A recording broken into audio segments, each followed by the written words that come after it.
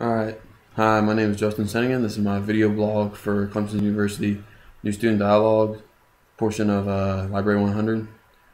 My New Student Dialogue was on social class in the university, and yeah, I thought it was pretty interesting because you got to see really how others viewed each class, and kind of in a way within that you saw how others viewed you, or people in your class, I guess. Um, One way we did this was there was posters around the room that said upper, middle, and lower class, and we're split up into groups, and you went around and you wrote down whether it's material things or just like certain thoughts and views that went along with each class. Like it could have been anything from like the upper class is snobby, which is not always true, but and nice car, big house, whatever. And middle, you could have been like, oh, pickup truck, whatever it may be. Which once this was done, we took down all the posters and we kind of talked about it in a group, whether all the views were correct or,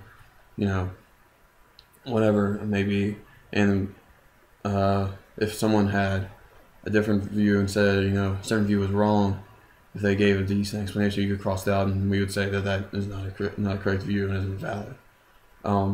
Which was actually pretty interesting because you really got to see, some people really felt strongly against stuff and strongly forced different stuff, and it's pretty interesting. And as far as people talking in the group, I think there's more so reserved voices, at least in the beginning, because you're sitting in the room with strangers, and you don't really want to risk saying something that could possibly really hurt someone's feelings, whatever it may be. But as the I guess dialogue wore on, people definitely started to talk more. I personally did not. I mean, I'm not a big talker when it comes to like speaking my mind, and I'm just not one of those people. There were quite a few reserved voices as well, though, because like I said, you don't want to possibly say something that somebody might really get mad or upset over, especially when you're just like you're with a bunch of random strangers. It's not trying to be mean to anyone or anything like that. But I think nobody really felt super against anything in the dialogue itself. I thought it was pretty helpful. I can understand having the experience, going to, I can understand the experience of going to this thing, because it really helps you, it makes you less, I guess, prejudiced against people of like maybe lower class or upper class, whatever it may be. It really makes you say, well, just because this person's got a bunch of money or this person has no money doesn't mean they're not worth being friends with or being nice to, whatever it may be. Let's see. Another way we we went over how the poor pay less taxes, but at the same time they make less money, whereas the rich pay a high tax and they make more money. And the way we went through that was we did a game of life where the poor have started out with a low amount of money, and the rich started out with a bunch of money, and then the middle class started out with mid-level amount of money. And this was 4 or 5 people to a group, and each group got assigned a different class, and each class got their certain expenses, like the rich got higher tax or whatever it may be. And then there's certain stuff like you could invest in the stock market, and say the stock market crashed, you would lose money, and each class could invest a certain amount, or your investment would cost you this much, whatever it may be.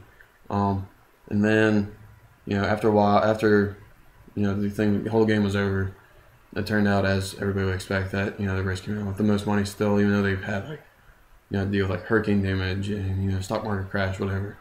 I thought this made the dialogue that much more interesting, as far as seeing you're kind of placed out of your element, and you're like forced to kind of see what people actually have to work with in the real world, and it kind of gives you a different perspective, which is really kind of helpful, because you don't always think about that. You just think about, well, I'm in this class, and it you just think about you and the people and not so much like others and what their struggles may be or may not be, whatever.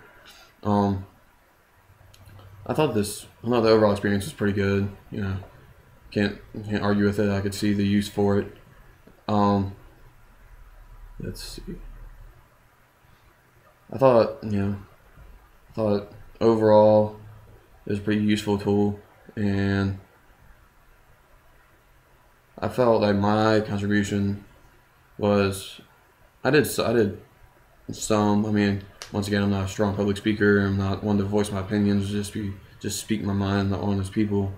Um, but I did talk some. But um, overall, I mean, I didn't I didn't do a whole lot, but I did contribute my opinions at points, especially in the group part with the poster and in the game of life. And as I started to get to know people more and more throughout the session or the what is it the dialogue, I definitely started to voice opinions more. Um, Overall, I think the group did achieve a dialogue. Um, because people more and more started, kind of communicate with each other and kind of, go back and forth over why a certain view would be wrong or why one would be right, and different stuff like that. But this has been my video blog for Library 100's new student dialogue section.